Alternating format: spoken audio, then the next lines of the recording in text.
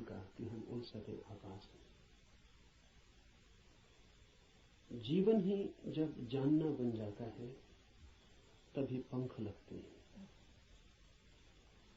तभी जंजीरें टूटती हैं और तभी द्वार खुलते हैं अनंत के।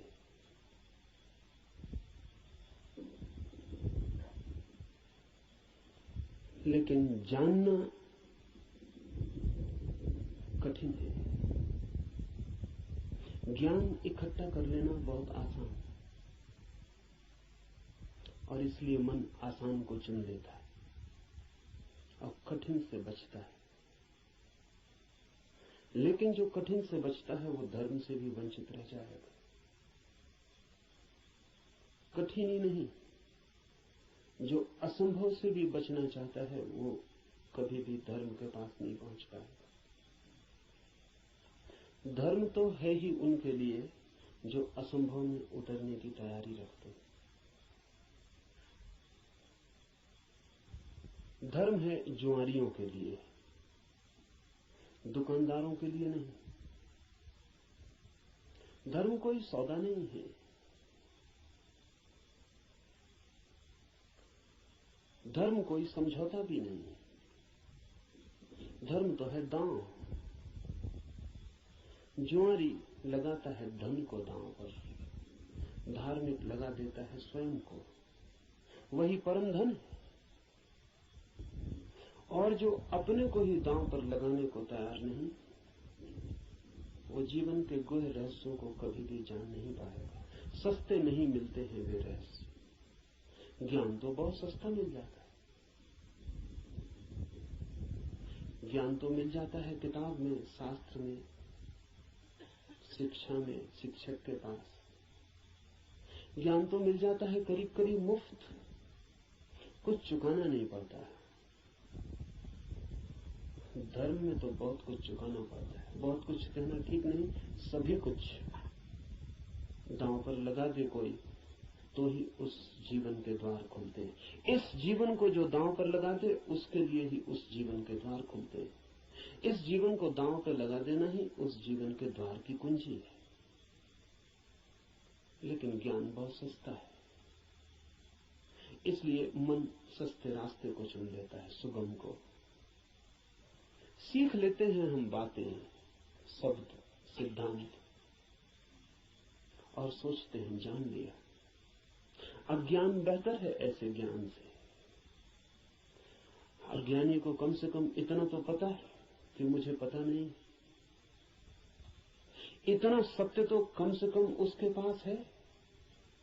जिन्हें हम ज्ञानी कहते हैं उनसे ज्यादा असत्य आदमी खोजने मुश्किल।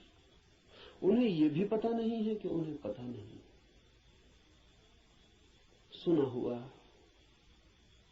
याद किया हुआ कंठस्थ हो गया, धोखा देता है। ऐसा लगता है मैंने भी जान लिया। मैं आपसे वही कहूंगा जो मैं जानता हूं, क्योंकि उसके कहने का ही कुछ मूल्य है। क्योंकि जिसे मैं जानता हूं, अगर आप तैयार हो तो उसकी जीवंत चोट आपके हृदय के तारों को भी हिला सकती है। जिसे मैं ही नहीं जानता हूं, जो मेरे कंठ तक ही हो, वो आपके कानों से ज्यादा गहरा नहीं जा सकता। जो मेरे हृदय तक हो, उसकी ही संभावना बनती है। अगर आप साथ दें तो वो आपके हृदय तक जा सकता है। आपके साथ की तो फिर भी जरूरत होगी, क्योंकि आपका हृदय अगर बंद ही हो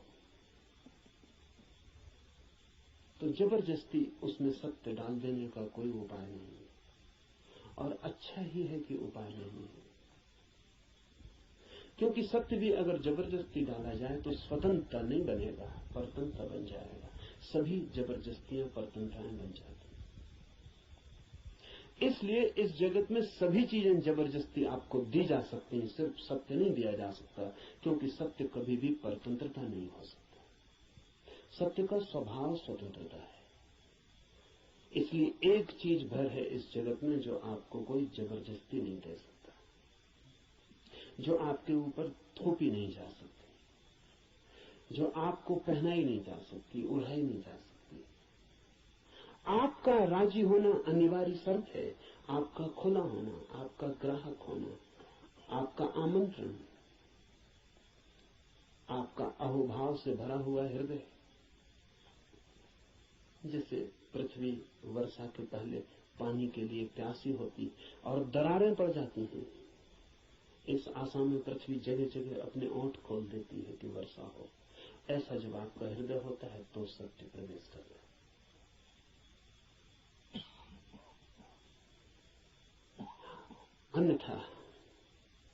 अन्यथा सत्य आपके द्वार से भी आकर लौट जाता है। बहुत बार लौटा है, बहुत जन्मों जन्मों में। आप कुछ नए नहीं, इस पृथ्वी पर कुछ भी नया नहीं, सभी बहुत पुराने हैं। आप बुद्ध के चरणों में भी बैठ के सुने हैं, आपने कृष्ण को भी देखा है, आप जीसस के पास भी उठे बैठे हैं, लेकिन फिर भी वंचित रह गए, क्योंकि कभी भी आपका हृदय तैयार नहीं था। आपके पास से बुद्ध की सरिता बहती निकल गई है, महावीर की सरिता बहती निकल गई, आप प्यासे रह गए। आनंद रो रहा था जिस दिन बुद्ध के प्राण छूटने को थे और छाती पीट रहा था, और बुद्ध ने उससे कहा कि तू रोता क्यों है? जरूरत से ज्यादा मैं तेरे पास था 40 वर्ष, और अगर 40 वर्ष में भी नहीं हो पाई वो घटना, तो अब रोने से क्या होगा? मेरे मिटने से इतना परेशान क्यों हो रहा है? तो आनंद ने कहा है, इसलिए परेशान हो रहा हूं कि आप मौजूद थे और मैं न मिट पाया। अगर मैं मिट जाता तो आपको मेरे भीतर प्रवेश मिल जाता। 40 साल नदी मेरे पास बहती थी और मैं प्यासा रहता हूं, और अब मैं रोता हूं क्योंकि जरूरी नहीं है कि ये नदी कब किस जन्म में दोबारा मुझे मिलेगी।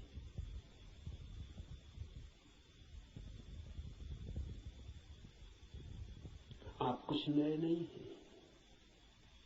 आपने बुद्धों को दफनाया, महावीरों को दफनाया, जीसस, कृष्ण, क्राइस्ट, सबको आप दफना के जी रहे हैं। उनकी वो हार गए आपसे। आप काफी पुराने, जब से जीवन है तब से आप हैं। अनंत अनंत यात्रा है। कहां हो जाती होगी चूक? बस यही हो जाती है कि आप खुले ही नहीं, बंद है। मैं तो आपसे वही कहूंगा जो मैंने जाना है। अगर आप भी अपने को एक खुलापन बना सके तो आप भी उसे जान लेंगे।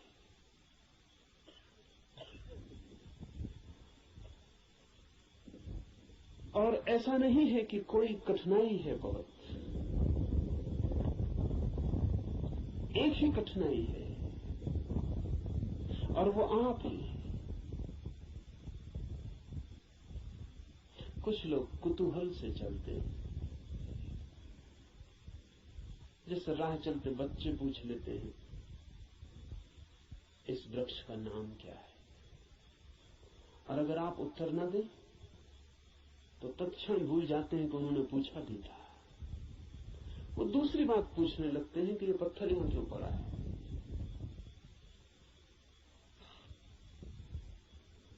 पूछने के लिए पूछते हैं, जानने के लिए नहीं पूछते।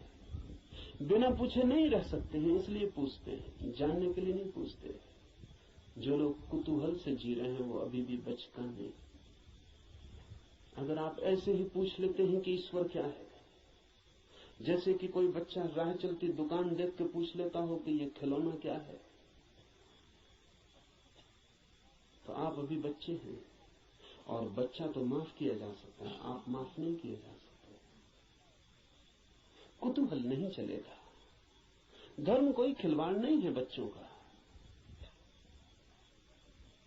और फिर उत्तर भी मिल जाए तो उससे कोई प्रयोजन नहीं है। बच्चे का मजा पूछने में है। उसने पूछा, यही उसका मजा है। आप उत्तर देंगे भी तो उस उत्तर में उसे कोई बहुत रस नहीं है। क्या बात? मनस्विद कहते हैं कि बच्चे नया नया बोलना सीखते हैं, तो अपने बोलने का अभ्यास करते हैं पूछ पूछ कर।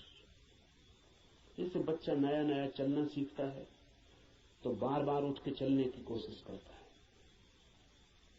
बोलना सीखता है तो बार बार बोलने की कोशिश करता है। इसलिए बच्चे एक ही बात को कई दफा कहते हैं,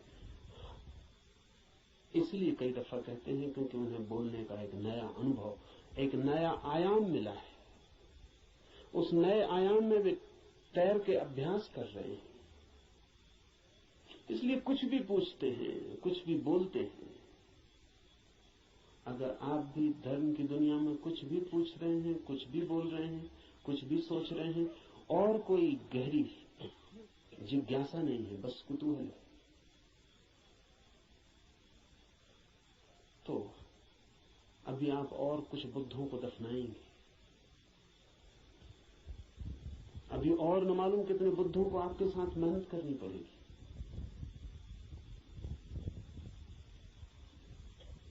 कुतूहल से सत्य का कोई संबंध नहीं।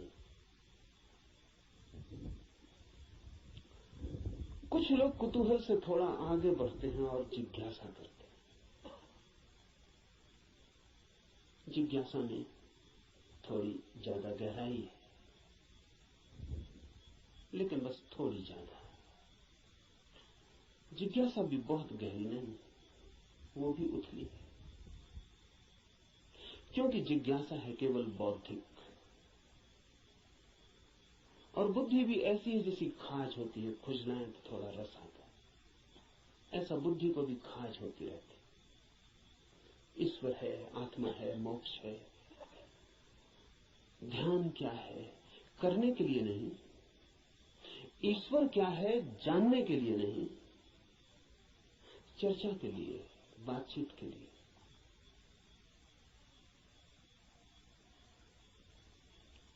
एक बौद्धिक मजा है, एक बौद्धिक व्यायाम है। तो लोग ऊंची बातें करते हैं, लेकिन उन बातों पर कभी भी कोई दांव नहीं लगाते। ईश्वर है या नहीं, इससे कोई प्रयोजन नहीं है।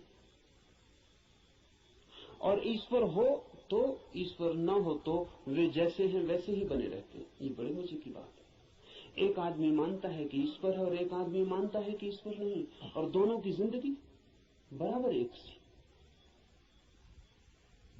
कोई गाली दे तो उसे भी क्रोध आता है जो मानता है कि ईश्वर है, और उसे भी क्रोध आता है जो मानता है कि ईश्वर नहीं। बल्कि कई दफे तो ये देखा जाता है कि जो मानता है ईश्वर है उसे ज्यादा क्रोध आता है, क्योंकि जो मानता है कि ईश्वर नहीं है वो ज्यादा से ज्यादा क्या कर सकता है, आपका गाली दे सकता है, मार सकता है, हत्या कर सकता है। लेकिन जो मानता है ईश्वर है वो आपको नरक तक में सड़ा सकता है। उसके पास ज्यादा उपाय क्रोधित होने के। अगर ईश्वर के मानने और न मानने से कोई भी अंतर जीवन में न पड़ता हो तो उसका अर्थ है कि ये ईश्वर से कोई संबंध नहीं है, बौद्धिक बातचीत है।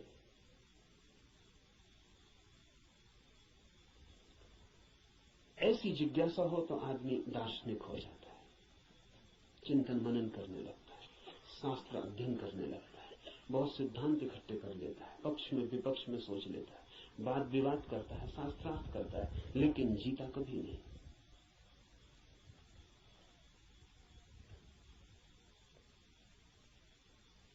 अगर आप भी सिर्फ जिज्ञासा से भरे हैं तो यात्रा नहीं होगी।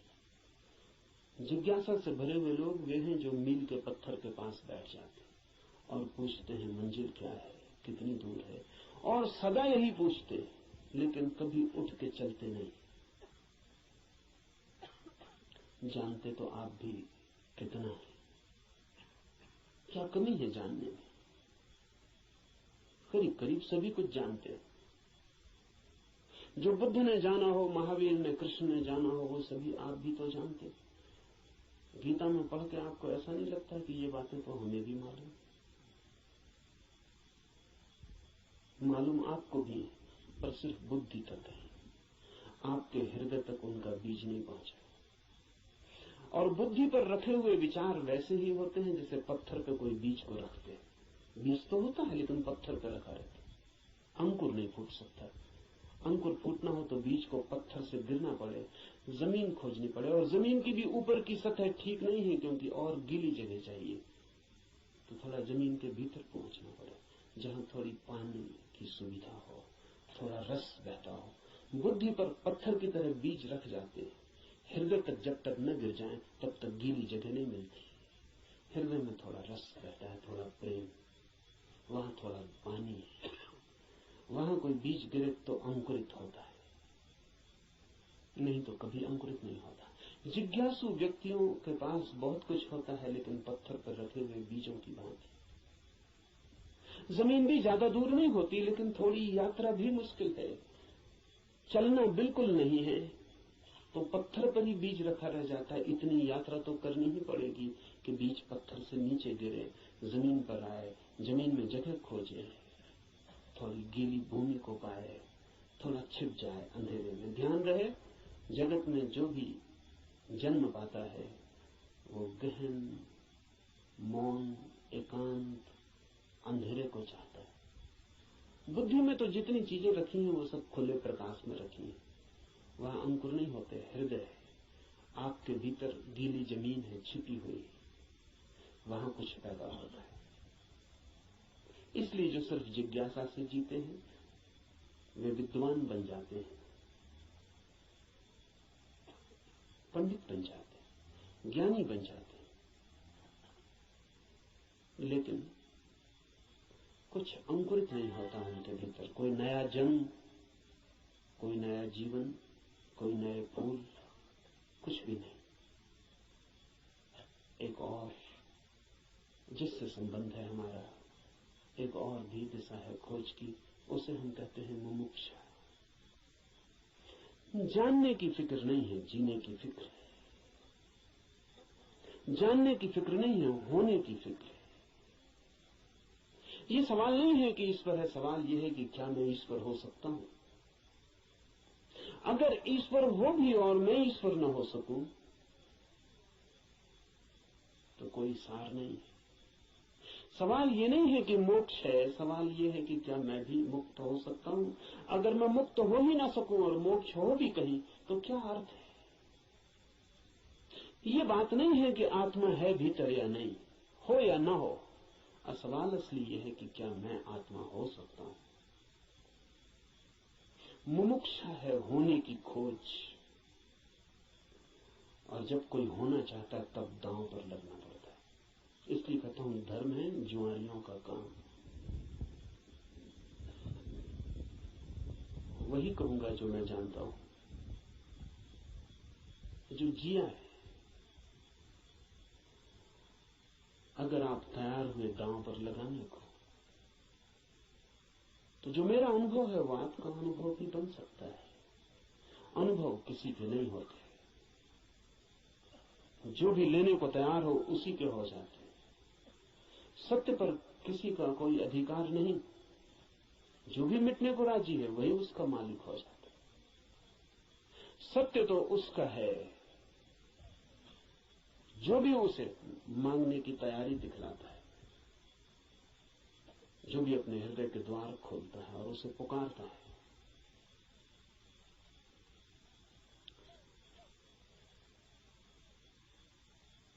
इस उपनिषद को इसीलिए चुना है। ये उपनिषद अध्यात्म का सीधा साक्षात्कार है। सिद्धांत इसमें नहीं है, इसमें सिद्धों का अनुभव है। इसमें उस सब की कोई बातचीत नहीं है जो कुतूहल से पैदा होती है, जिज्ञासा से पैदा होती है। नहीं, इसमें तो उनकी तरफ इशारे हैं जो मुमुक्षा से भरे हैं, और उनके इशारे हैं जिन्होंने पा लिया है। कुछ ऐसे लोग भी हैं कि जिन्होंने नहीं पाया, लेकिन फिर भी मार्गदर्शन देने का मजा नहीं छोड़ पाते। मार्गदर्शन में बड़ा मजा है। सारी दुनिया में अगर सबसे ज्यादा कोई चीज दी जाती है तो वो मार्गदर्शन है, और सबसे कम अगर कोई चीज ली जाती है तो वो भी मार्गदर्शन है। सभी देते हैं, लेता कोई भी नहीं। जब भी आपको मौका मिल जाए किसी को सलाह देने का तो आप चूकते नहीं। जरूरी नहीं है कि आप सलाह देने योग्य हो, जरूरी नहीं कि आपको कुछ भी पता हो जो आप कह रहे हैं, लेकिन जब कोई दूसरे को सलाह देनी हो तो शिक्षक होने का मजा छोड़ना बहुत मुश्किल हो जाता है। शिक्षक होने में मजा क्या है? आप तत्काल ऊपर हो जाते हैं मुफ्त में और दूसरा नीचे हो जाता है। अगर कोई आपसे दान मांगने आए तो 2 पैसे देने में कितना कष्ट होता है, क्योंकि कुछ देना पड़ता है जो आपके पास है। लेकिन सलाह देने में जरा भी कष्ट नहीं होता, क्योंकि जो आपके पास है ही नहीं उसको देने में कष्ट क्या है? आपका कुछ खो ही नहीं रहा है, बल्कि आपको कुछ मिल रहा है, मजा मिल रहा है, अहंकार मिल रहा है। आप भी सलाह देने की हालत में हैं आज, और दूसरा लेने की हालत में। आप ऊपर हैं, दूसरा नीचे।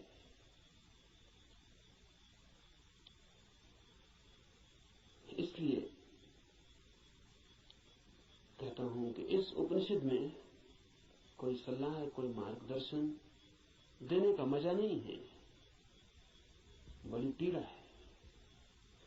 क्योंकि उपनिषद का ऋषि जो दे रहा है वो जान के दे रहा है, वो बांट रहा है कुछ बहुत हार्दिक, बहुत आंतरिक।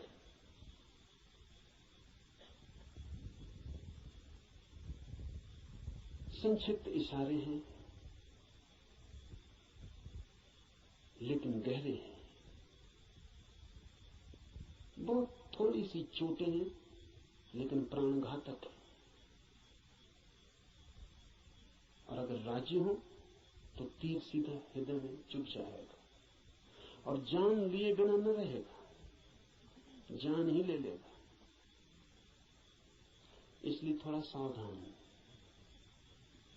थोड़ा सचेत, क्योंकि ये सौदा ही खतरनाक है। इसमें पागल हुए बिना कोई मार्ग ही नहीं है, इसमें अपने को मिटाए बिना पाने का कोई उपाय ही नहीं। यहां तो खोने वाले ही बस पाने वाले बनते हैं। और इसीलिए इस उपनिषद को भी चुन लिया है। ऐसे तो सीधा ही आपसे कह सकता हूं, कोई कारण इस उपनिषद को चुनने का नहीं है, बहाना, आड़। क्योंकि तीर सीधा मारो आदमी बच सकता है, उपनिषद की आड़ से थोड़ी सुविधा रहेगी, इसलिए चुन लिया है कि आपको ऐसा भी पता नहीं लगेगा कि मैं कोई सीधे ही आपको तीर मार रहा हूं, तो बचने का जरा उपाय कम हो जाता है। सभी शिकारी जानते हैं कि थोड़ी आड़ से शिकार ठीक होते। ये उपनिषद सिर्फ आड़ है और इससे कुछ लेना देना ज्यादा नहीं। जो मैंने जाना है वही कहूंगा, लेकिन उसमें और उपनिषद में कोई अंतर नहीं है, क्योंकि इस उपनिषद के ऋषि ने जो कहा है वो जानकर ही कहा है।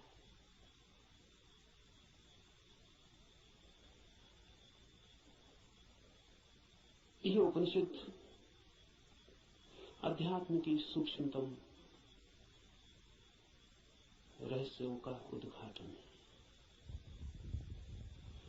लेकिन अगर मैं उपनिषद पर ही बात करता रहूं तो डर है कि बात ही रह जाए। इसलिए चर्चा तो पृष्ठभूमि होगी। इस चर्चा के साथ साथ प्रयोग, जो कहा है, जो इस ऋषि ने देखा है या जो मैं कहता हूं मैंने देखा है, उस तरफ आपके चेहरे को मोड़ने की कोशिश, उस तरफ आपकी भी आंखें उठाने, उस तरफ आपकी भी आंखें उठाने का प्रयास, वही मुख्य होगा। उपनिषद की बात तो सिर्फ हवा पैदा करने के लिए होगी कि आपके चारों तरफ वे तरंग पैदा हो जाएं, कि आप भूल जाएं 20वीं सदी को, पहुंच जाएं उस लोक में जहां ये ऋषि रहा होगा। मिट जाए ये जगत जो चारों तरफ बहुत बेरौनक और बहुत कुरूप हो गया है, और याद आ जाए उन दिनों की जब ये ऋषि जिंदा रहा होगा। एक हवा, एक वातावरण, बस उसके लिए उपनिषद। पर उतना काफी नहीं है, जरूरी है, काफी नहीं है। तो जो मैं कहता हूं, अगर आप उसको सुन के ही रुक जाते हैं तो मैं मानूंगा आपने सुना भी नहीं, क्योंकि सुन के जो चलता नहीं है मैं नहीं मान सकता कि उसने सुना है। अगर आप सोचते हैं कि सुन के आपकी समझ में आ गया, इतनी जल्दी मत करना। सुन के समझ में आता होता तो हम कभी के समझ गए होते। सुन के ही समझ में आता होता तो इस दुनिया में समझदारों की कमी ना होती, ना समझ खोजना मुश्किल हो जाता। मगर ना समझ ही ना समझ, सुन के कुछ भी समझ में नहीं आता। सुन के सिर्फ शब्दों पे मुट्ठियां बन जाती। सुन के नहीं, करके ही समझ में आता है। इसलिए सुनना करने के लिए, समझने के लिए नहीं। सुनना करने के लिए, करना समझने के लिए। सुन के ही सीधा मत सोच लेना कि समझ गए। वो बीच की कड़ी के बिना कोई भी उपाय नहीं है, कोई भी रास्ता नहीं। लेकिन मन कहता है कि समझ गए, अब करने की क्या जरूरत है। मंजिलें चल के पहुंची जाती हैं। सब भी समझ लिया हो, यात्रा पथ पूरा स्मृति में आ गया हो, पूरा नक्शा जेब में हो, फिर भी बिना चले कोई मंजिल तक कभी पहुंचता नहीं। लेकिन सपना देखा जा सकता है। कोई आदमी यहीं सो जाए और सपना देख सकता है कहीं भी पहुंचने का। मन सपना देखने में बड़ा कुशल है। और ऐसा मत सोचना कि आप ही ऐसे सपने देखते हैं। जिनको आप बहुत बुद्धिमान कहते हैं वे भी इसी तरह के सपने देखते रहते हैं। साधु हैं, सन्यासी हैं, महात्मा हैं, वर्षों वर्षों से खोज में लगे हैं, लेकिन कहीं इंच भर नहीं पहुंचते, यात्रा ही नहीं करते। वो जो वर्षों से खोज में लगे हैं वो सारी की सारी खोज वर्तुलाकार है। बुद्धि में ही वर्तुल बन जाता है, भंवर बन जाता है, उसी भंवर में घूमते रहते हैं।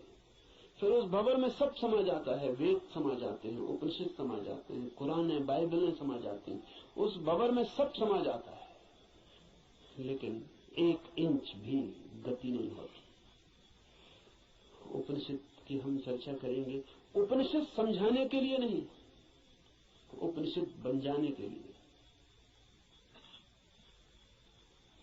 यहां सुन के कुछ कंठस्थ हो जाए और आप भी बोलने लगे तो मैंने आपका नुकसान किया, मैं फिर आपका मित्र साबित न हुआ। यहां सुन के आप जो सुना है वो बोलने लग जाएं तो कोई मूल्य नहीं है। यहां सुन के आपको भी वो हो जाए, आप भी वो देख लें, वो आंख आपकी भी खुल जाए तो ही। ऐसा समझें, एक कवि गीत गाता है किसी फूल के संबंध में। गीत में बड़ा माधुर्य हो सकता है, छंद हो सकता है, लय हो सकती है, संगीत हो सकता है। गीत की अपनी खूबी है, लेकिन गीत कितना ही गाए उस फूल को और कितना ही गुनगुनाए तो भी गीत गीत है, फूल नहीं। और लाखों गति और लाखों छंद तो भी गीत गीत है, फूल की सुगंध नहीं। और आप उसी गीत से तृप्त हो जाए तो आप भटक गए। उपनिषद गीत है किसी फूल का जिसे आपने देखा नहीं अभी। गीत गजब का है, गाने वाले ने देखा है, पर गीत से तृप्त मत हो जाना। गीत फूल नहीं है। ऐसा भी हो जाता है कि कभी कभी आप फूल के पास भी पहुंच जाते हैं। कभी कभी फूल की एक झलक भी मिल जाती है, अचानक, आकस्मिक। क्योंकि फूल कोई विजाती ही नहीं है, आपका स्वभाव है, आपके बिल्कुल निकट है, किनारे किनारे है। कभी कभी छू जाता है बिना आपके, बावजूद आपके। कभी कभी फूल एक झलक दे जाता है, कोई बिजली कौन जाती, किसी क्षण में आकस्मिक अनुभव में आ जाता है। कुछ और भी है इस जगत में, यही जगत सब कुछ नहीं है। इस पथरीले जगत के बीच कुछ और भी है जो पत्थर नहीं, फूल है, जीवंत, खिला हुआ, जैसे किसी स्वप्न में देखा हो या अंधेरी रात में चमकी हो बिजली और कुछ दिखा हो और फिर खो गया हो। ऐसा कभी कभी आपके जीवन में भी हो जाता है, कवियों के जीवन में अक्सर हो जाता है, चित्रकारों के जीवन में अक्सर हो जाता है। फूल की झलक बिल्कुल पास आ जाती है। फिर भी फूल कितने ही पास हो और कितनी ही झलक मिल गई हो, पास होना भी दूर होना ही है। और कितने ही पास आ जाए फूल तो भी फासला तो बना ही रहता है। और मैं बिल्कुल हाथ से भी छू लूं फूल को तो भी पक्का नहीं है कि जो अनुभव मुझे होता है वो फूल का है, क्योंकि हाथ खबर लाने वाला है, और हाथ अगर बीच में गलत खबर दे दे तो कुछ भरोसा नहीं। और हाथ सही ही खबर देगा, इसको मानने का कोई कारण नहीं। फिर हाथ जो खबर देगा वो फूल के संबंध में कम और हाथ के संबंध में ज्यादा होती।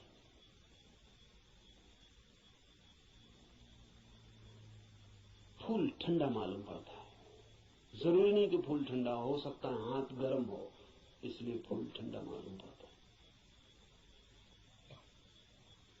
खबर हाथ के संबंध में, क्योंकि खबर जब भी किसी माध्यम से आती तो सापेक्ष होती है, पक्का नहीं हुआ जा सकता। पोपोफ का मैं एक संस्मरण पढ़ रहा था। पोपोफ एक साधिका थी और गहरी साधिका थी, और पियोत्र दिमित्रोविच ऑस्पेंस्की के पास साधना करती थी। एक दिन बैठी थी पास, एक सज्जन ने आके ऑस्पेंस्की से पूछा कि ईश्वर है या नहीं। तो ऑस्पेंस्की ने कहा कि ईश्वर नहीं। फिर ऑस्पेंस्की थोड़ी देर रुका और उसने कहा कि लेकिन मैं कोई गारंटी भी नहीं कर सकता,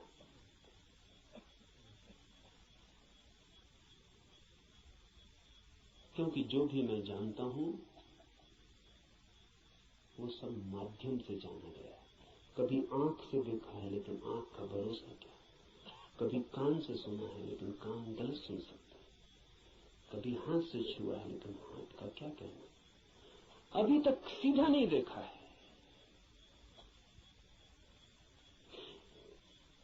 अभी तक आमने सामने नहीं हुआ हूं, इसलिए कोई गारंटी भी नहीं। अभी तक जो भी जाना है उसमें मुझे ईश्वर का कोई अनुभव नहीं हुआ, लेकिन जरूरी नहीं कि ईश्वर न हो।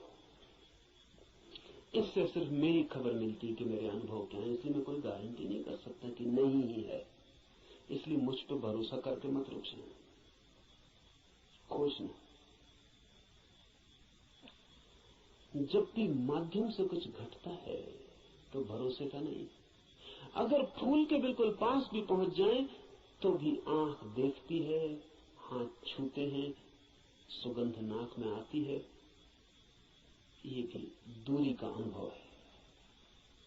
तो कभी कभी कोई कवि उस परम फूल के इतने पास पहुंच जाता है तो उसकी गीत में उतर आती है गूंज उसकी, लेकिन फिर भी बुद्ध नहीं है वो, महावीर नहीं है वो। महावीर कौन है, बुद्ध कौन है? बुद्ध है वो चैतन्य जो फूल ही हो गया। इतनी भी दूरी न रही कि फूल को देखा हो, फूल ही हो गया। फूल होकर ही पूरी तरह जाना जा सकता है क्या है। उपनिषद के ऋषि की बात है, गीत है किसी फूल के संबंध में। उसे गुनगुनाना, मिठास है बड़ी उसमें, स्वाद है उसमें बहुत, लेकिन वो फूल नहीं है, गीत ही है। अगर प्रयास करेंगे तो कभी कभी झलक भी मिलेगी। मेरे पास लोग आते हैं, वो कहते हैं ध्यान में बड़ी झलक मिली, लेकिन फिर खो गई। अनंत प्रकाश हो गया था, फिर खो गया।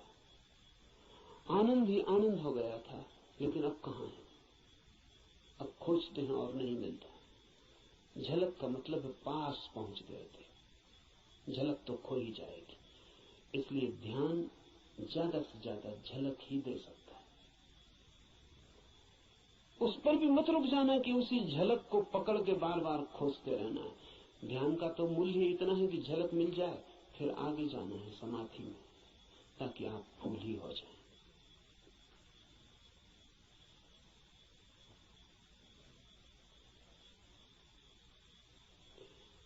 ध्यान में है झलक, समाधि में है हो जाना।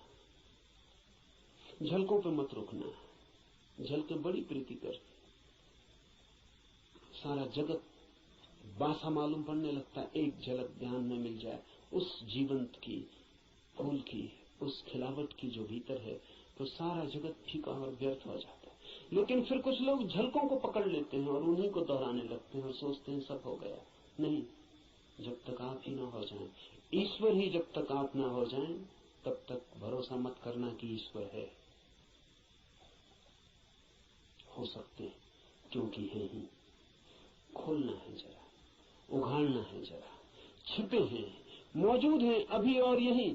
थोड़े से वस्त्र हैं और बड़े झीने वस्त्र हैं कि चाहें तो अभी उतार कर फेंक दें और नग्न हो जाएं और ईश्वर हो जाएं।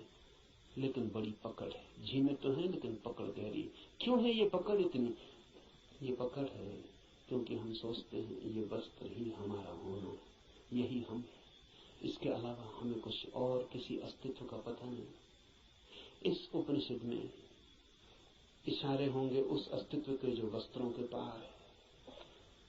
और इस उपनिषद के साथ साथ हम करेंगे ध्यान ताकि मिले झलक, और आशा बांधेंगे समाधि की ताकि हम भी हो जाएं वही जिसे हुए बिना न कोई संतोष है, न कोई शांति है, न कोई सत्य है।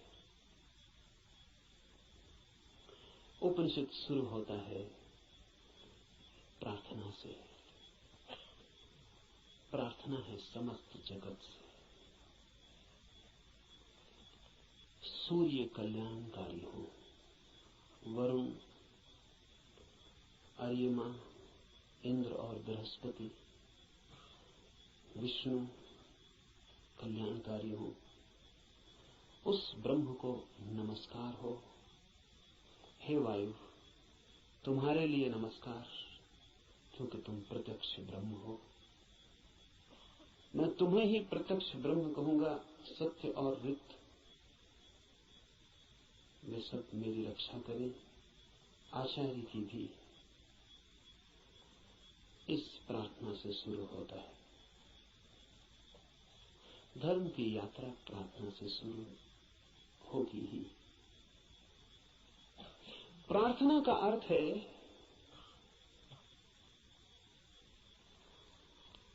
आस्था, आशा।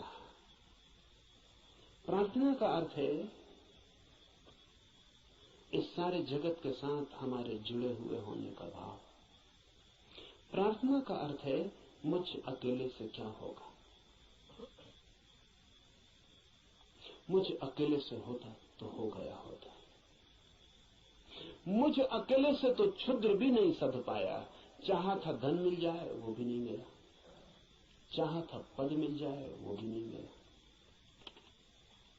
कैसी कैसी चाहें की थी, बड़ी छोटी थी, वे भी पूरी न हुई। मुझ अकेले से तो संसार भी न सधा। तो सत्य की ये महायात्रा मुझ अकेले से हो सकेगी? अकेले अकेले तो मैं संसार में भी हार गया हूं। सभी हारे हुए हैं संसार में। जो जीते हुए दिखाई पड़ते हैं वे भी, बस वे दूसरों को जीते हुए दिखाई पड़ते हैं, खुद तो बिल्कुल हारे हुए हैं।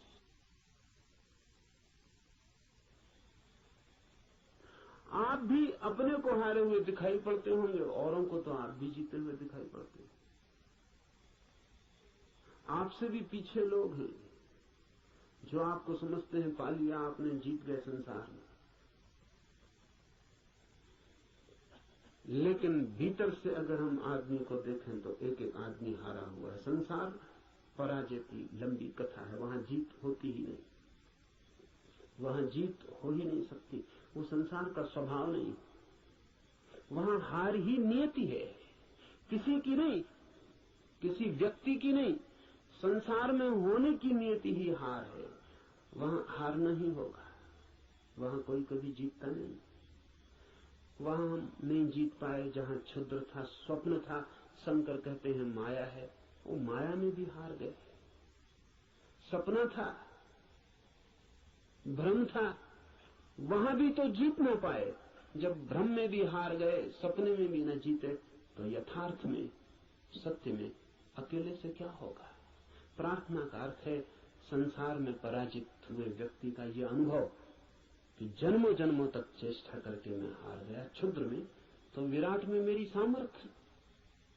इसलिए प्रार्थना, इसलिए सारे जगत को पुकारा है ऋषि ने कि मुझे साथ देना।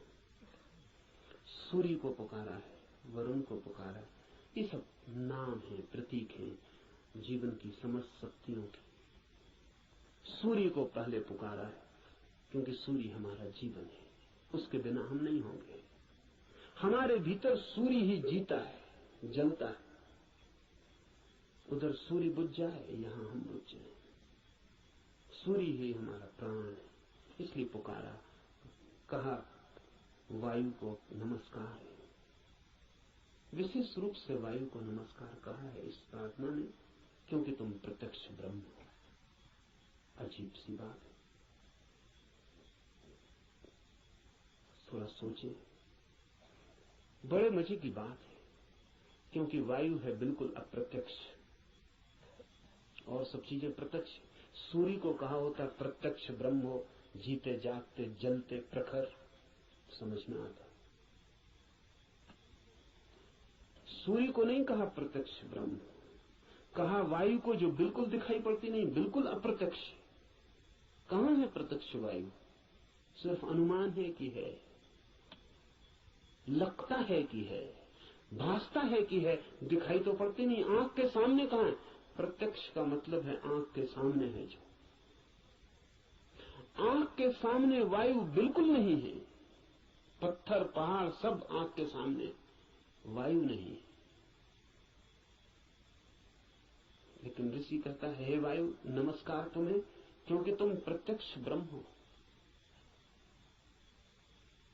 इसलिए कहा कि वायु जैसे दिखाई नहीं पड़ती और है, और आंख को दिखाई नहीं पड़ती फिर भी आंख को छू रही है प्रतिपल। ऐसा ही परम सत्य है, दिखाई नहीं पड़ता, छू रहा है प्रतिपल। वायु दिखाई नहीं पड़ती क्योंकि हमारे पास देखने वाली आंख नहीं है। वायु तो यहां है, वायु के बिना तो हम भी नहीं हो सकते। वही तो हमारी श्वास में हमें संभाले, उसका ही आवागमन तो हमारा सारा जीवन है, जो इतने निकट है। श्वास है जो हमारी, वो भी दिखाई नहीं पड़ती क्योंकि हमारे पास आंखें बड़ी स्थूल है। तो हम जो बहुत मोटा मोटा है, स्थूल स्थूल है, वो देख लेते हैं, जो सूक्ष्म है वो हमें दिखाई नहीं पड़ता। वायु सूक्ष्मतम है, हमारे सामने मौजूद है, भीतर मौजूद है, बाहर मौजूद है, रोए रोए में मौजूद है और दिखाई नहीं पड़ती। इसलिए कहा कि तुम प्रत्यक्ष ब्रह्म हो, तुम ठीक ब्रह्म जैसी हो, वो भी यहां मौजूद है और दिखाई नहीं पड़ता। और रोए रोए में वही समाया है, रोआ रोआ वही है और फिर भी उसका कोई पता नहीं चलता। इसलिए वायु को नमस्कार किया है कि हम वायु को तो जानते हैं, ब्रह्म को नहीं जानते। वायु से एक धागा जोड़ा है कि ब्रह्म भी ठीक वायु जैसा है। इसलिए मैं तुम्हें प्रत्यक्ष ब्रह्म कहूंगा। ऋषि कहता है वायु को सत्य और ऋत के नाम से भी कहूंगा, क्योंकि तुम ठीक उस जैसी हो जो है और जिसका हमें पता नहीं, जो हम स्वयं हैं और जिसका हमें पता नहीं, जो अभी और यहां सदा से मौजूद है और हमें उसका पता नहीं। लेकिन ये खोज पूरी हो सके अगर सब देवता रक्षा करें। देवता से अर्थ है सदा से जीवन की अनंत अनंत शक्तियां, और जीवन है एक विराट जाल अनंत शक्तियों का। आपका होना भी एक विराट जाल है अनंत शक्तियों का। मिलता है आप में सूर्य, मिलता है वरुण, मिलता है इंद्र, मिलती है वायु, मिलती है अग्नि, मिलती है पृथ्वी, सब कुछ मिलता है आकाश, सब आप में मिलते हैं। अगर एक व्यक्ति को हम पूरा का पूरा जान लें तो हमने बीज रूप में समस्त अस्तित्व को जान लिया। सब कुछ उसमें है, सबका दान उसमें है, सब मिलकर ही उसका अस्तित्व है। इन सबकी सहायता की प्रार्थना है, लेकिन क्या सूर्य सहायता करेगा?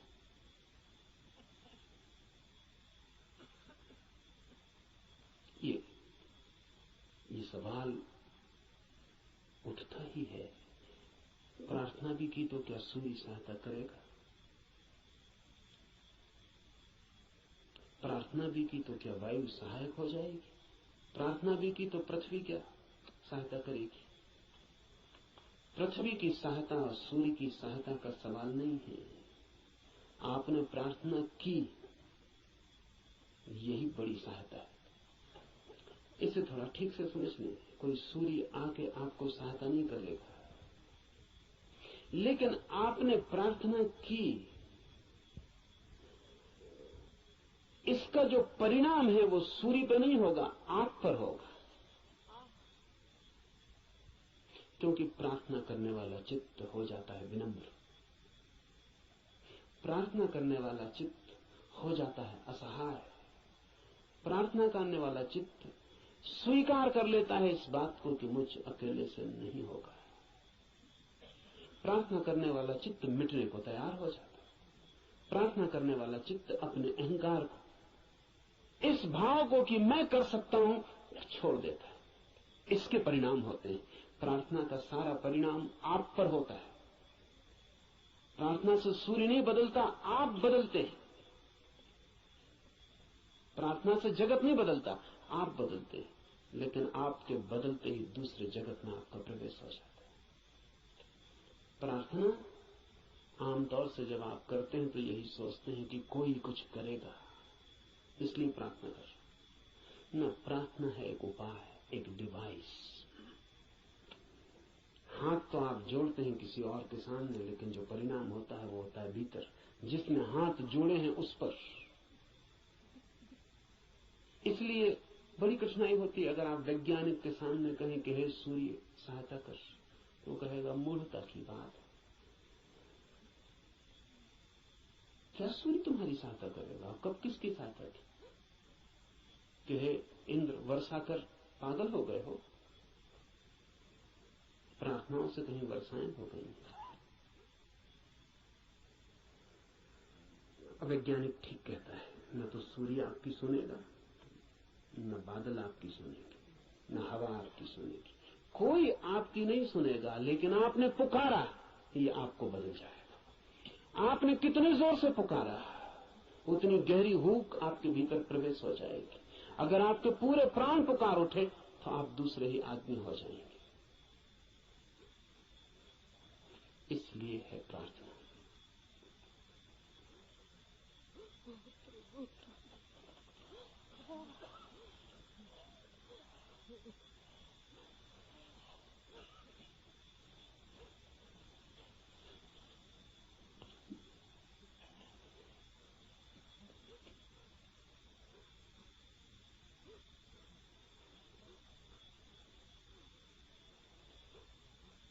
Jean-Paul Sartre has named his autobiography Words.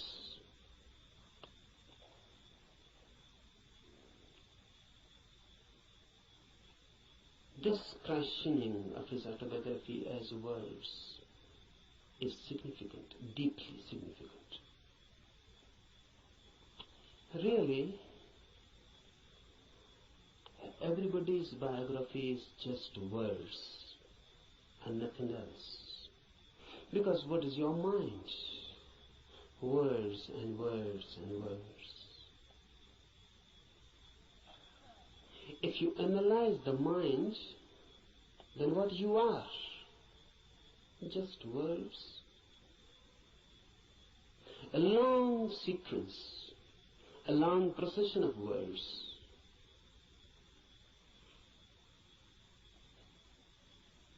This is everybody's autobiography. But if you are nothing but words, then you are not. Then you are yet unborn. Then you are yet to exist authentically. Because words are just words, sounds. They mean something, but basically they are meaningless. The meaning is given to them. And mind is just a mechanism, a natural computer. It goes on feeding on words, then creating more words out of them. Then you go on associating those words. You go on creating principles, philosophies, systems. And ultimately where you are. Truth is not a byproduct of a long process of words. Truth is not a word at all. Truth is out of words.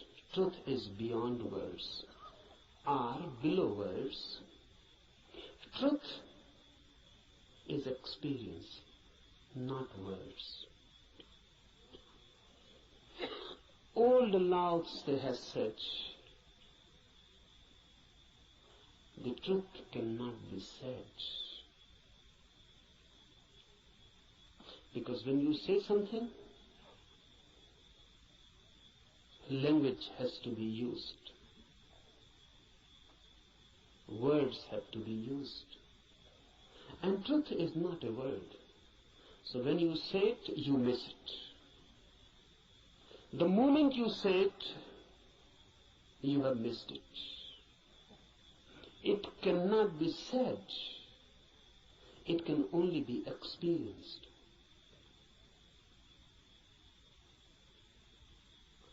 It can only be lived.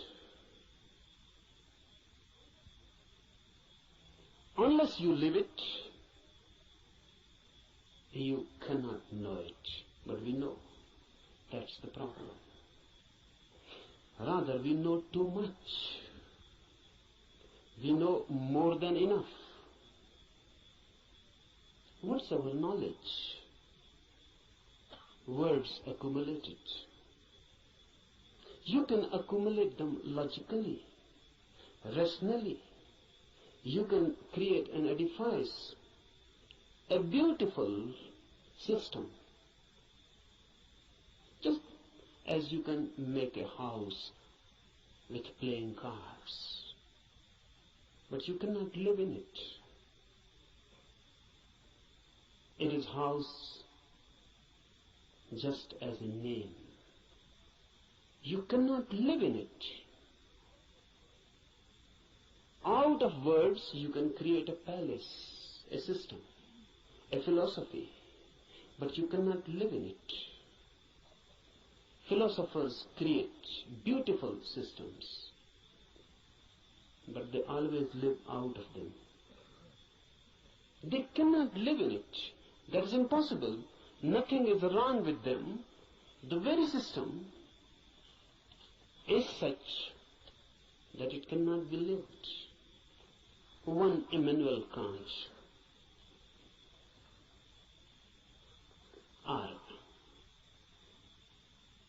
some Hegel.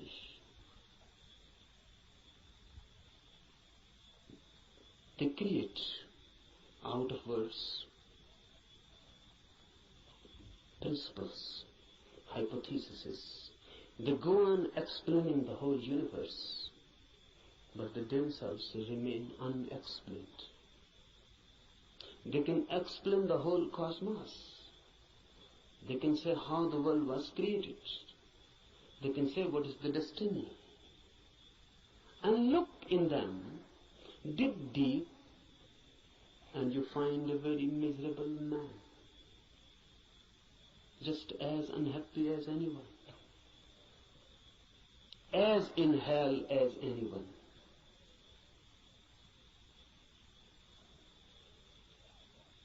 Don't believe in words. They are the greatest deception created by humanity. And word has become our world. We live in it, we eat it, we ride on it. The word beats in our hearts and the word circulates in our blood.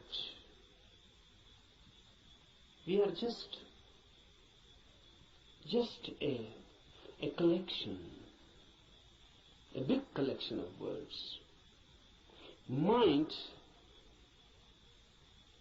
is very miser about words. It goes on accumulating. But remember, word is never the reality.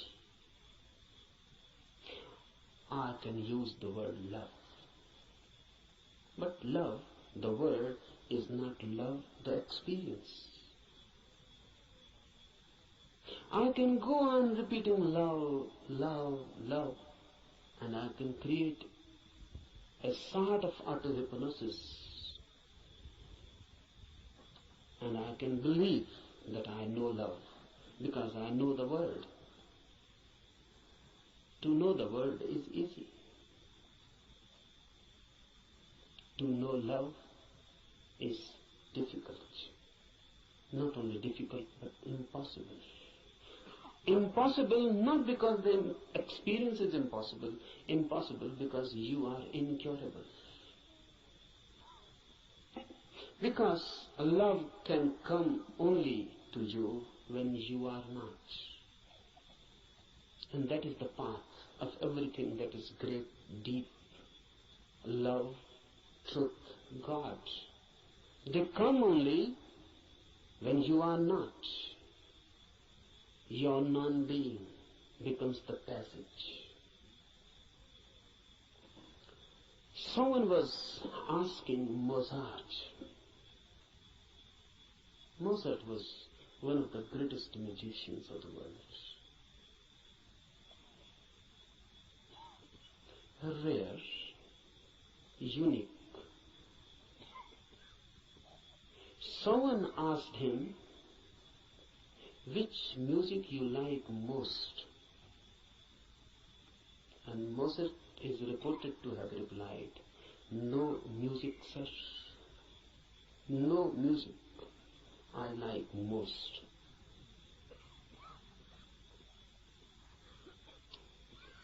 Difficult to understand. Difficult to penetrate in. But very significant. The reply is just unique, unexpected, and from a musician. He says no music is the best. Have you ever heard the music which Mozart calls no music? You have heard sounds. And if sounds can be put in a system, in a rhythm, it becomes music. Music means rhythmic sounds. But sounds, if they are unrhythmic, it becomes noise. If they are rhythmic, it becomes music. But what is no music? No music means no sounds, silence. Silence has a music of its own, but you cannot hear it as you are. You are filled with words, so you can understand sounds. You are filled with noise, that's why music has so much appeal. You are so much filled with noise, crowdy noise, mad noise, that when someone creates music outside, you forget your noise inside. You are magnetized by the music outside. You forget yourself.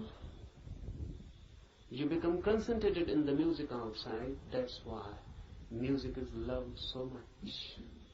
Music is a hypnosis created by sounds, rhythms, technique.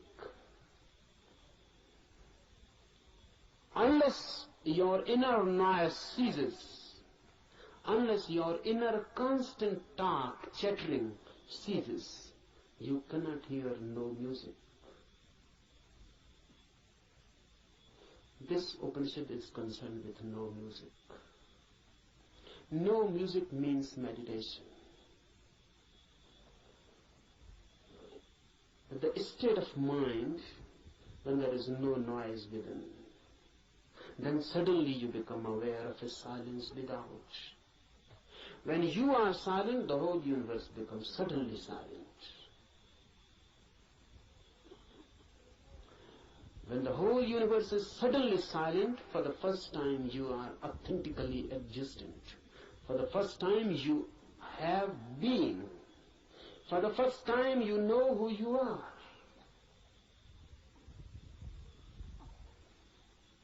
No music is meditation. No noise inside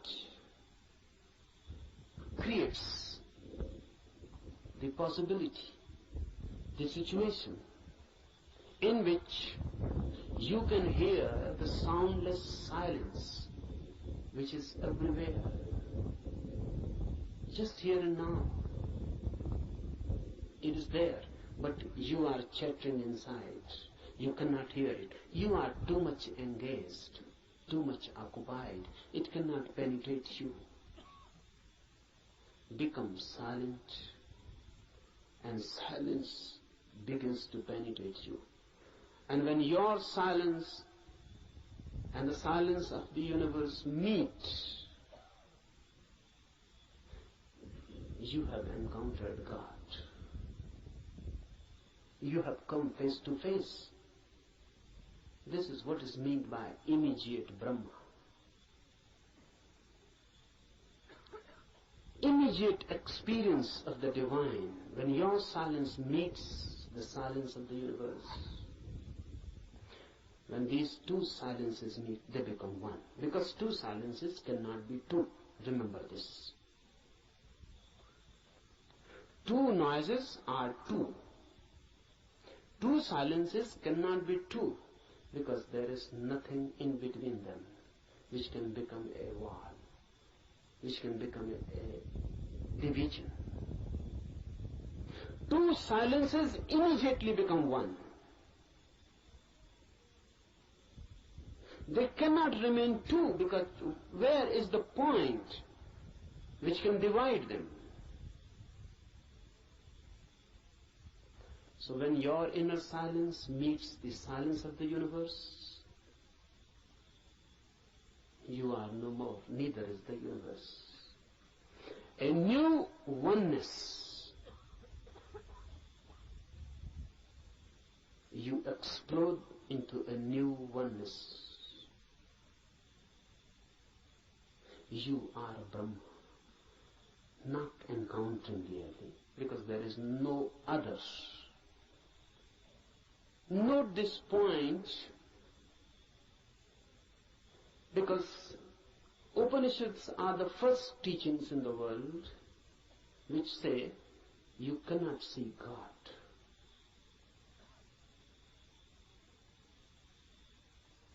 All the religions go on talking about seeing God. Upanishads are the first teachings, the oldest, which say you cannot see God,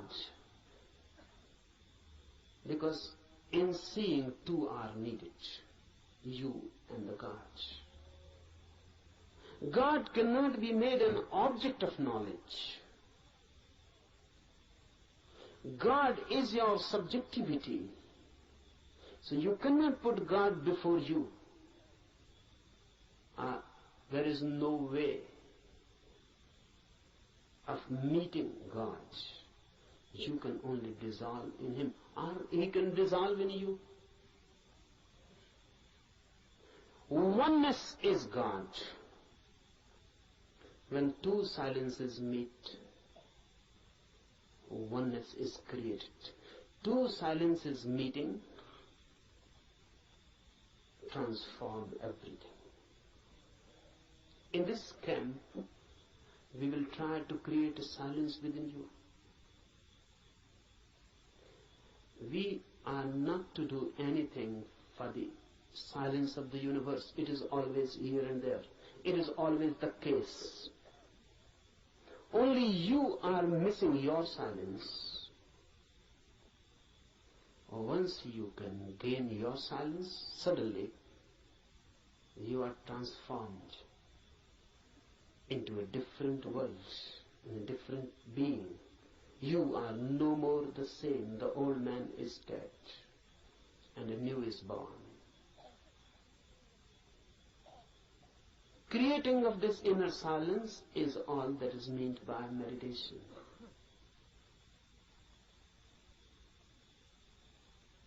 Remember this.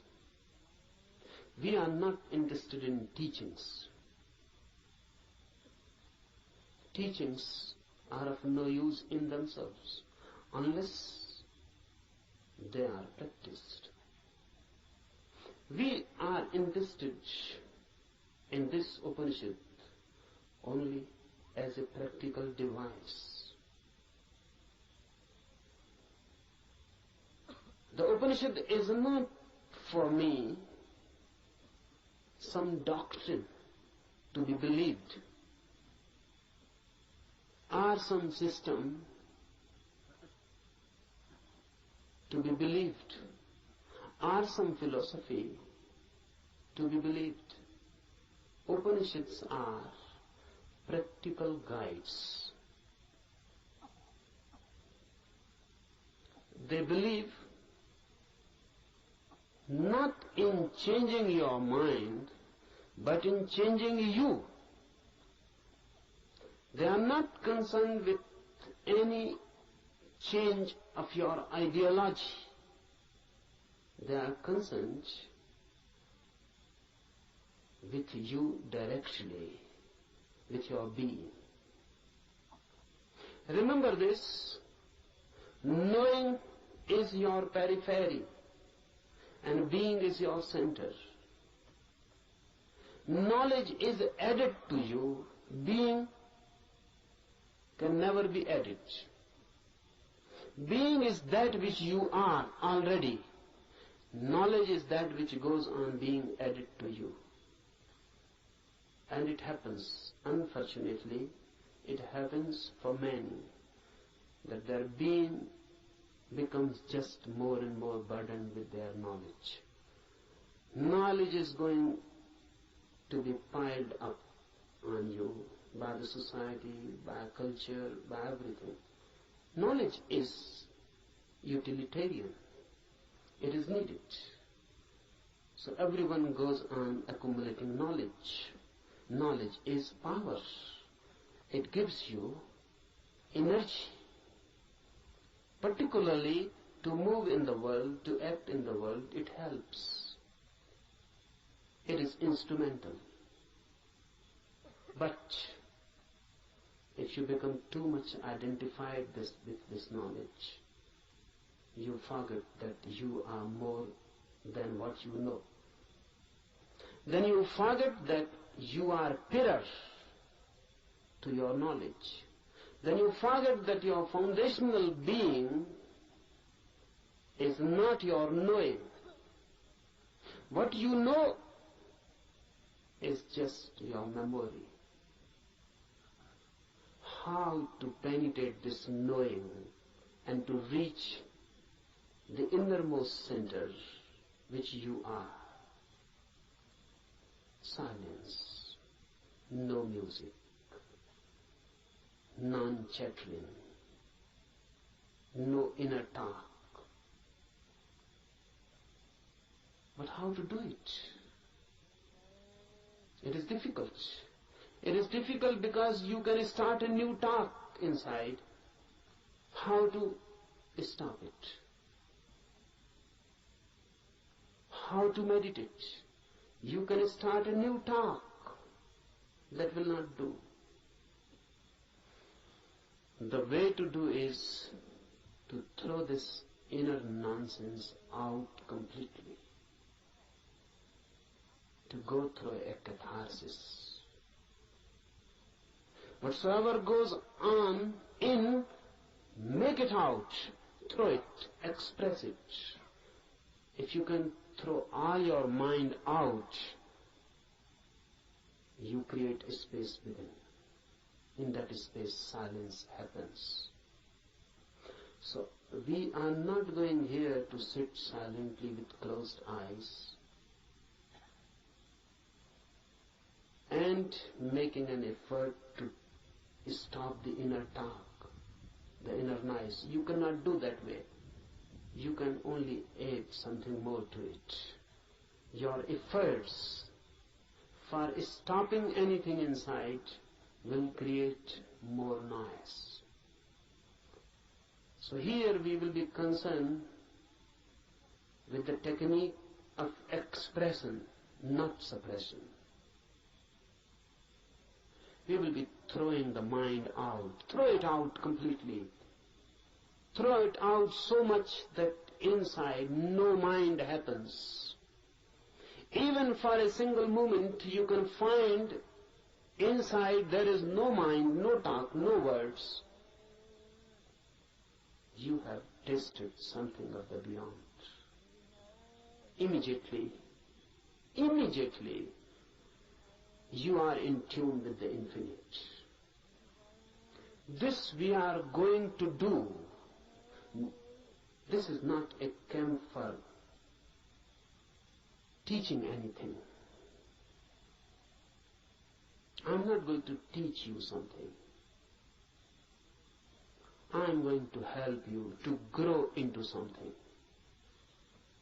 to be something different. Cooperate with me, because unless you cooperate, nothing can be done. This cooperation is not only needed from you, you must ask, you must request, you must invite and pray, so that all the forces of the world, all the forces of the universe cooperate with you. That's why this Upanishad, Adhyatma Upanishad, starts with a prayer. This prayer is beautiful.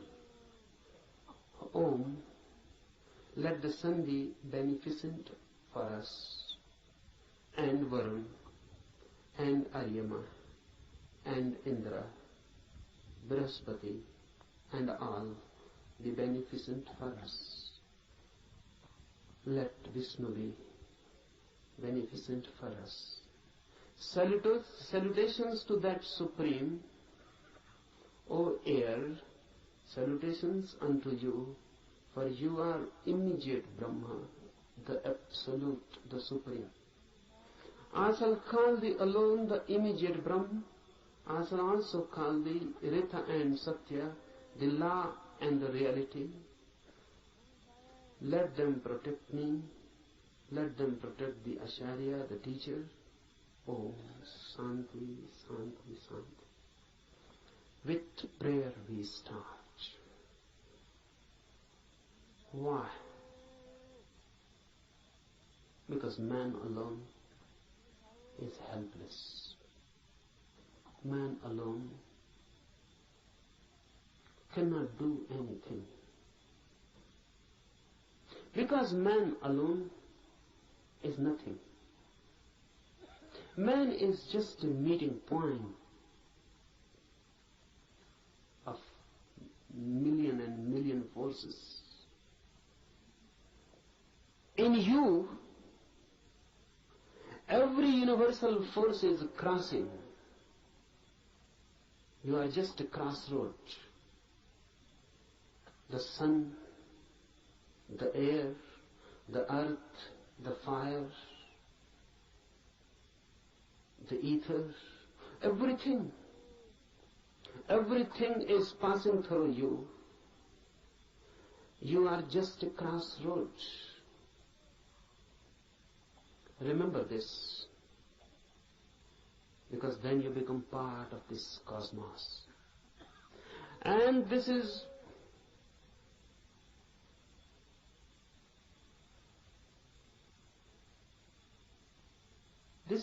very significant to remember,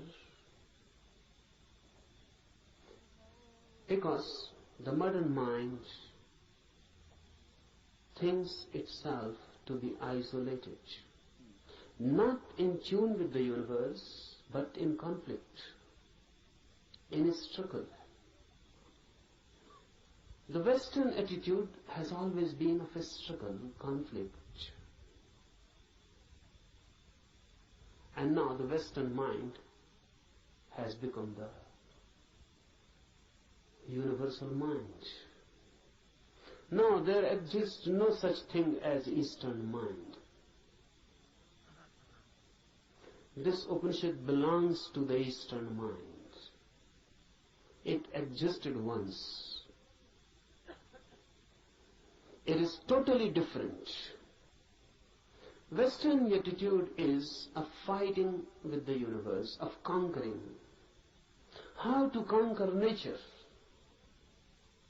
How to conquer natural forces? This makes man alienated. Man becomes a stranger in this universe. A conqueror is bound to be violent. A conqueror is bound to be in conflict. And ultimately a conqueror is bound to find himself isolated, alone. Eastern mind is totally different. The very approach is not a fight, but of deep resonance. Universe and I are not two. I am part of it, just a wave in the great ocean. I belong to it, and it belongs to me. There is a belonging. I am not a stranger in this world. I am not forced on this world. I am not an enemy, and the world is not inimical towards me. I am part of it, and not a mechanical part, but an organic part. Just like my eyes are my organic part, my hands are my organic part. I touch through my hands, I see through my eyes. My seeing has become my eyes, and my touching has become my hand. The universe has become man in you. The universe has become a particular individual in you. You are not different from it. You are just a wave. And the universe is flowering through you. This is Eastern way of looking at the world. Man in tune. That's why prayer is a bridge. It makes you feel again at home. Even the sun is not so far away.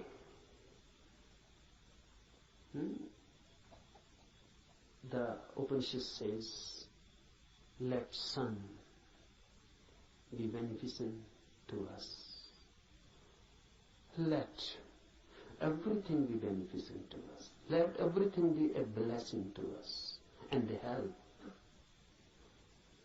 Why? Because truth is not yours or mine. Truth means the center of this universe. And if you are in conflict with the universal forces, you can never reach it. Only in a deep friendship, deep intimacy, the universe opens its doors for you. So prayer is just creating a forgotten intimacy. Look at it in this way. A child is born. The moment a child is born, he is separated from his mother. Before birth, in the womb, he was one. With the mother one.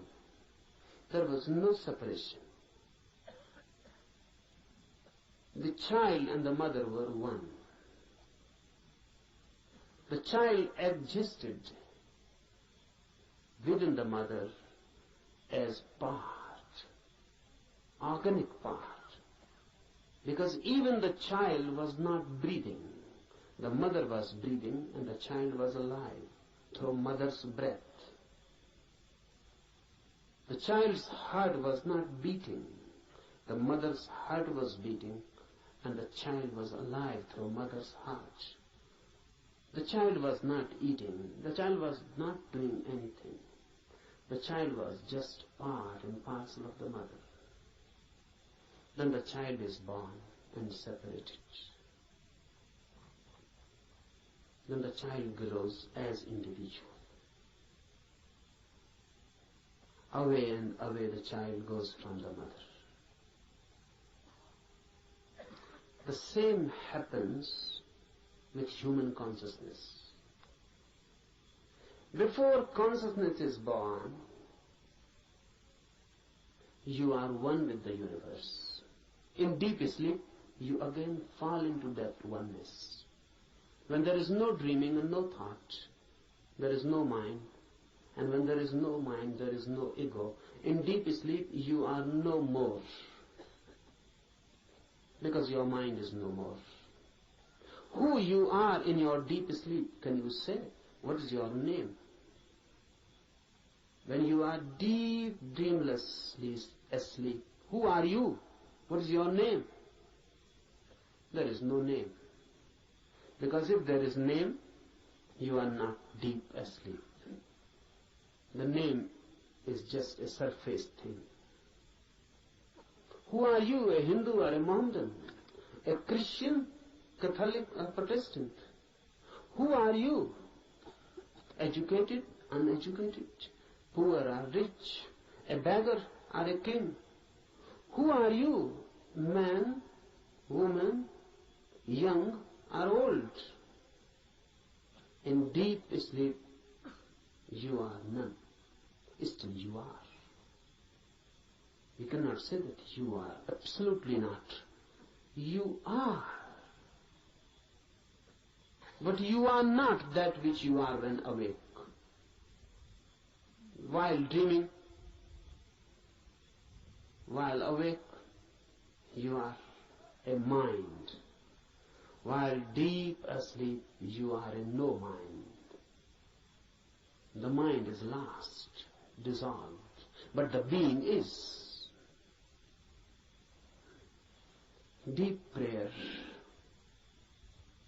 gives you this feeling of no mind, of deep oneness, as if the whole universe has become a womb. You have become just a child in the womb of your mother. The whole universe has become motherly. No conflict, just prayer. Just a feeling and a trust. Prayer is a trust.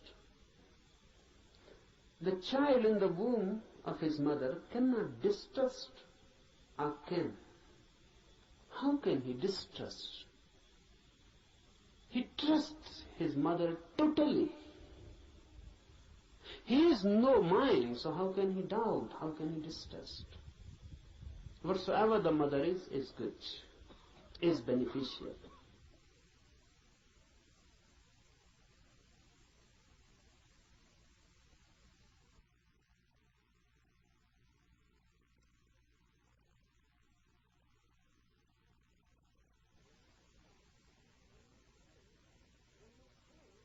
When you pray, you are throwing yourself back into a motherly universe. You are back into the womb of the world, of existence itself. And you trust. This trust is sown in the prayer. The sun will be beneficial, the air, the earth, everything. All the forces of the universe will be helpful. This is a deep trust. How it works? What is the mechanism of it? Is it that all these forces are going to help you? No. No one is going to help you. But the moment you create this trusting, this prayer attitude, this prayerful attitude, once you create this bridge, all the barriers are withdrawn. Those barriers were created by you. Now they are withdrawn. You are not in a fight. You are ready to surrender. You are not going to conquer. You are ready to surrender. You are ready to withdraw your ego.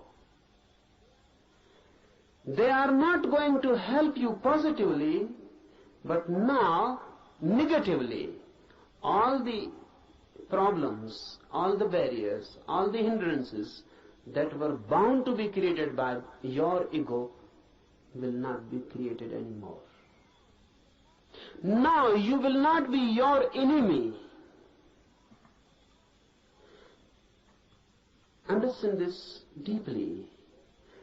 These forces, once taken as deeply related with you, intimate, friendly, homely, and the whole universe taken as a home, a motherly womb, then your fighting attitude dissolves. Then your conflicting mind dissolves. Then your violence, then your ego, the effort to be constantly this or that, the very beginning dissolves. And if you have no ego and a prayerful mind, suddenly, with full awakening, you fall into deep sleep. This is the mystery. Suddenly, with full awareness, you fall into deep sleep. That's why Upanishad has constantly declared that samadhi, the ultimate ecstasy which is achieved by meditation, is just like deep sleep with one difference. And that difference is awareness. In deep sleep you are unaware, unconscious.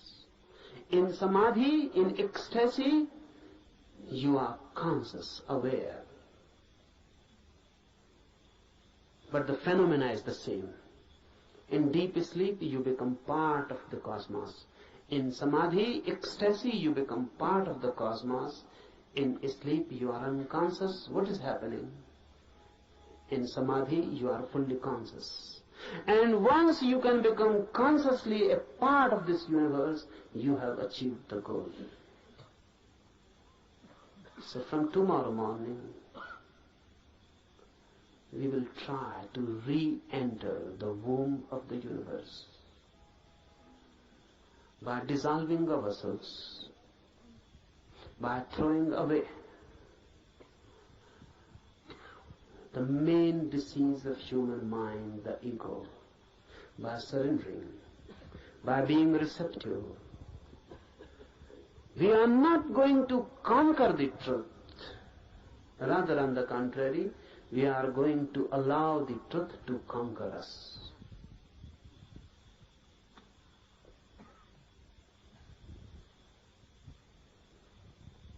Now, some instructions for the morning meditation.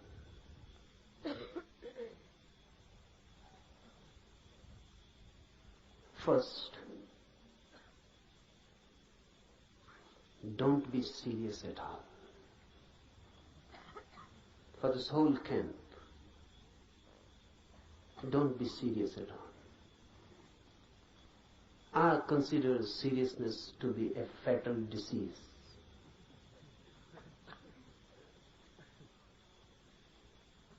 So please don't try to be long faces. Why I particularly say this? Because religious people are usually trying to be that. Don't be serious. Be more and more laughing, enjoying like small children. Because before the divine force, we are small children. So don't be serious. You cannot approach that divine force with a serious, sad face. That's a barrier. Laugh and dance and enjoy like small children, and you can enter the temple very easily.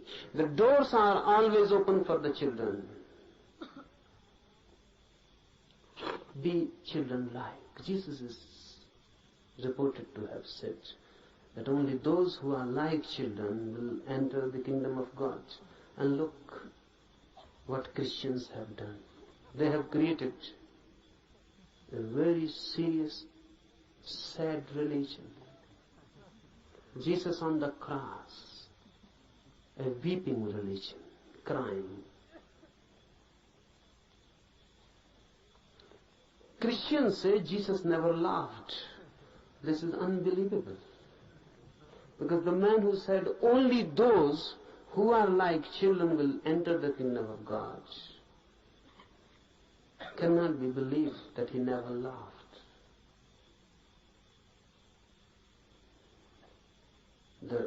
The quite vice versa can be believed, that he continuously laughed, never stopped laughing, even in his sleep, but this cannot be believed that he never laughed. Be like children, forget your ages, your experience, your knowledge, throw them all, wholesale. Don't try by and by. Throw them, because unnecessary time is wasted. Just throw them, forget them. You may be someone, everyone is someone. If not in other size, in his eyes, everyone is someone. You must be someone. Here be nobody. Forget. Leave outside the campus ground your identities. You may be a doctor, you may be a professor. Leave all these diseases outside. You may be a rich man, you may be a politician. There are thousands and thousands types of diseases. Please leave them outside. Here come like small children.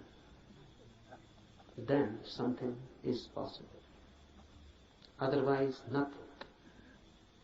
So first thing, be completely non-serious. Second thing, for all these 8 days, laugh as much as you can. Why? Because you don't know the mechanism of the mind.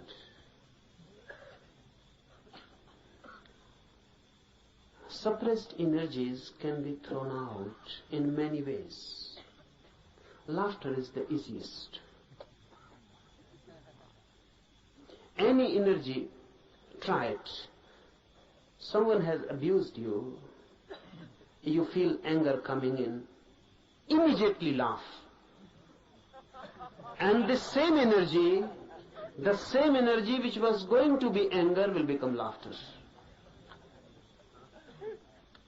You are sad, something has happened. The moment you remember you are sad, immediately laugh. Don't wait someone to help you. Laugh. And suddenly you will feel the change, the same energy which was going to take a shape, sad shape, is transformed into laughter. It has been released. So laughter I give you as a technique of release.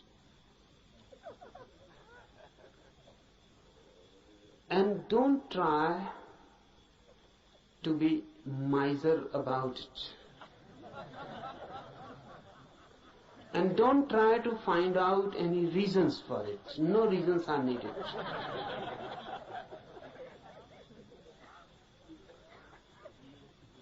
Take it as a help for meditation.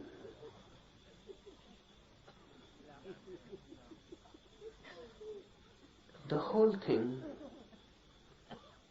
takes a different dimension. Thirdly, for all these days to come, remember one thing constantly, that you are to create a situation in you in which the divine can be invited. So don't do anything. Don't behave in such a way that the situation is disturbed. What do I mean? Be more graceful. Be more loving. Be more compassionate. So that you can create a situation in which the divine can become a guest, be a host. Just think of it. The divine coming to you as a guest. What you will do? How you will behave? How you will clean your house? How you will celebrate? How you will create a space in your house? Constantly for all these 8 days, remember this, that you are going to be a host to the divine. So behave. Always thinking of that. Remember, your laughter can become many things. It can be violent. It can be angry. It can be insulting to someone. Then you are not behaving like a host. Your laughter must become a grace. It must not be insulting to anybody. It must not be insulting, disturbing. It must not create something which can become a barrier.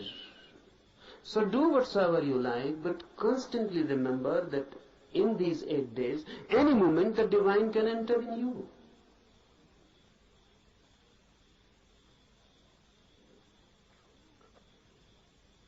Any moment the divine can enter. So remember that you are ready to receive.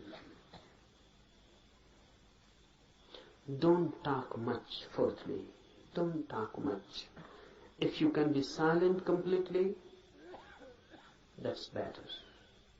If you cannot be, then less and less talk. Be telegraphic. Use as many words are absolutely necessary. that will conserve energy. Our talking is much a wastage. Conserve energy. Don't talk. Don't read. In the morning we will be doing meditation, in the afternoon, in the night. The remaining time, be more and more silent, happy, blissful. Sit somewhere, don't waste time in talking, and just wait. Remember this word, wait. Everyone knows the meaning, but no one knows the experience. Sometimes when you really wait, you are waiting for your beloved or your lover to come. You are a different man. A different quality enters in you. You are waiting for your beloved. Someone passes by the door, you just become eyes. The whole energy is transformed into eyes. Someone knocks on the door, you become attentive. The beloved may have come. Even the rustling of the leaves outside, dry leaves falling on the ground, and you feel the beloved has come. You are constantly alert. Alert, but not tense. Alert, but waiting.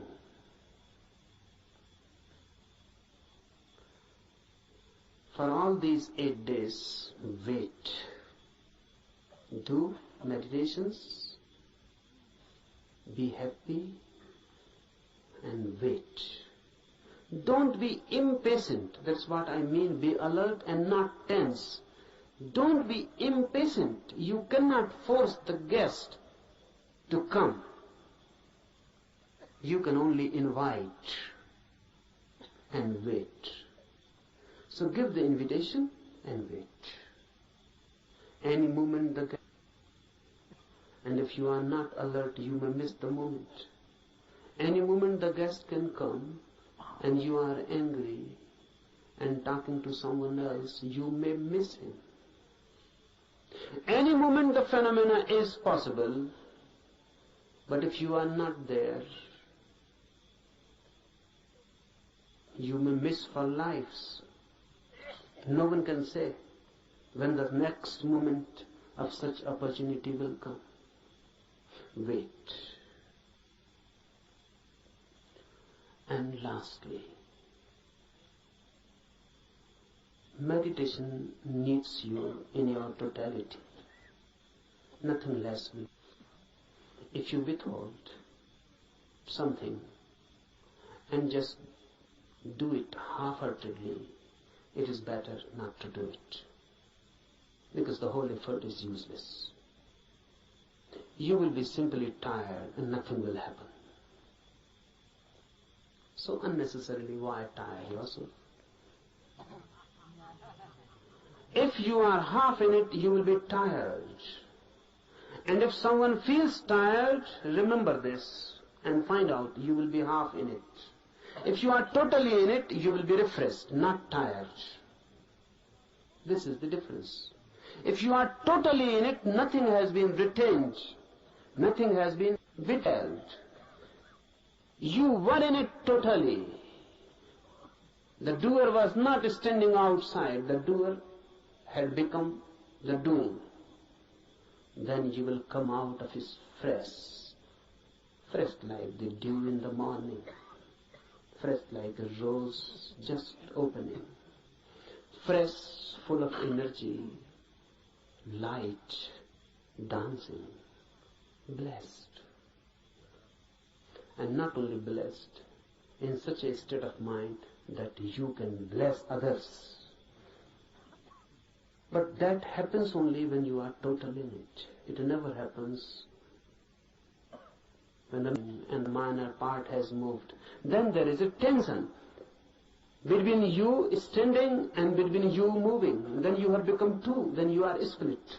That split, that inner tension between two, creates tiredness. You feel exhausted, not vitalized.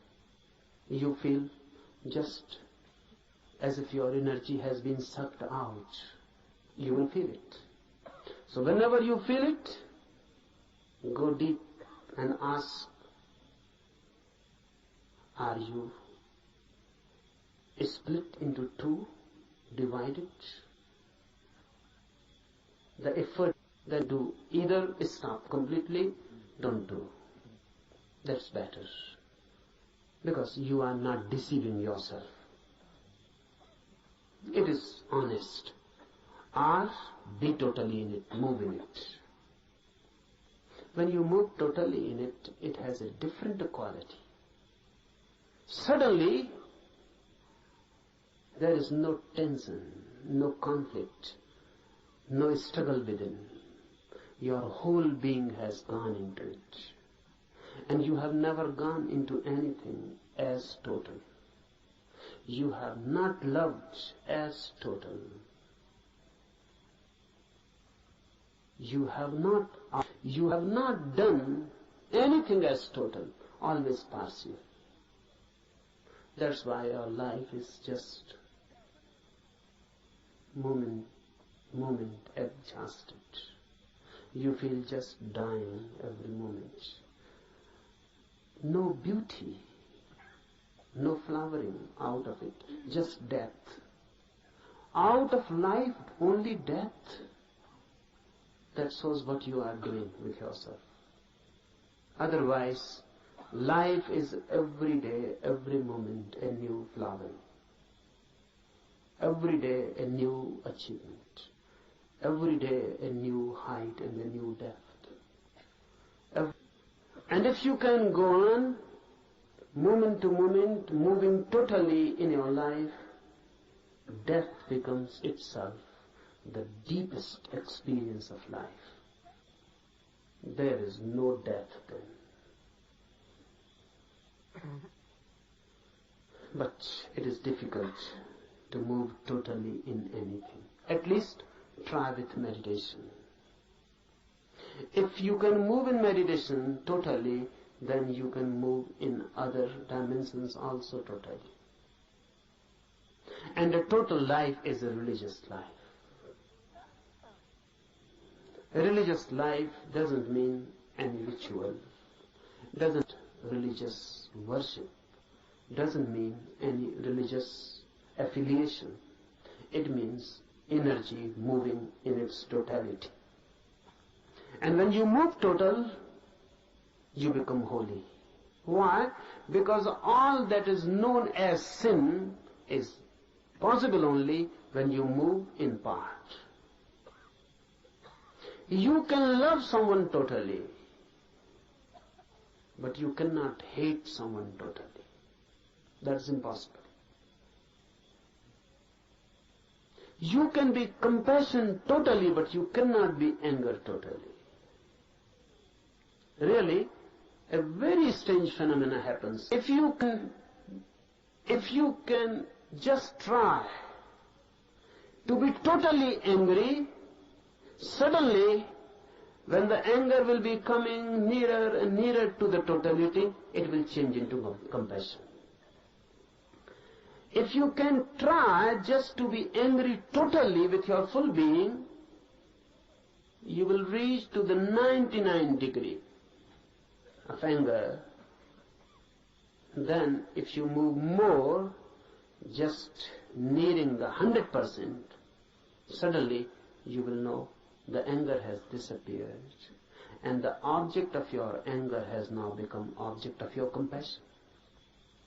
Because I define sin as that which can be done only partially, with your own one part. And I define virtue, punya, as that which can be done only totally. If you do it partially, it cannot be done. This sin cannot be done with your total being, and the virtue cannot be done with your partial involvement. you have to move into with your whole being. And when the whole being moves into something, you become holy. Religious man. Wait, try for these 8 days. This thing, the happening, is possible for everyone. It is also for you. No one is excluded. Everyone is called and invited. Be courageous and take a jump. We start with a prayer. We start with a surrender. All the universal forces, let them be beneficent to us. Let their blessings be with us. आज के लिए इतना, enough for today.